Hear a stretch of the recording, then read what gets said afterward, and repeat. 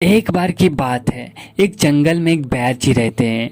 उनके पास एक गरीब बीमार व्यक्ति आता है और कहता है, वैद्य जी मैं बहुत बीमार हूँ, मुझे दवाई चाहिए। वैद्य जी के पास कुछ ना होने की वजह से वह लाल ईंटा उठाते हैं और उस पर दवाई का नाम लिख देते हैं और कहते हैं कि इसे आधा आधा खाना है।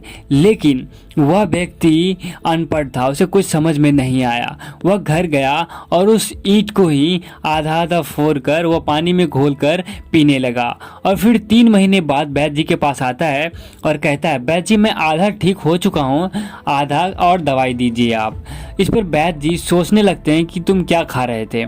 तो इस पर वह व्यक्ति कहता है, मैं ईंट को आधा आधा घोल कर 3 महीने से खा रहा था और आज आधा ठीक हो चुका हूँ और मुझे आप आधा दवाई दीजिए। इस पर वैद्य जी सोच में पड़ जाते हैं, लेकिन फिर भी उसे सच्चाई नहीं बताते हैं और फिर से उसी ईंट पर एक और दवाई का नाम लिखते हैं और कहते हैं, इसे तुम आधा आधा खा लेना, तुम ठीक हो जाओगे।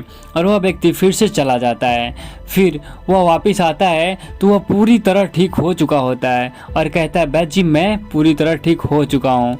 ये छोटी सी कहानी हमें बहुत कुछ सिखाती है और बताती है कि सबसे बड़ी विश्वास होती है। अगर आपके पास विश्वास है तो आप कोई भी दवाई खाओ, आप बहुत ही जल्द ठीक हो जाओगे।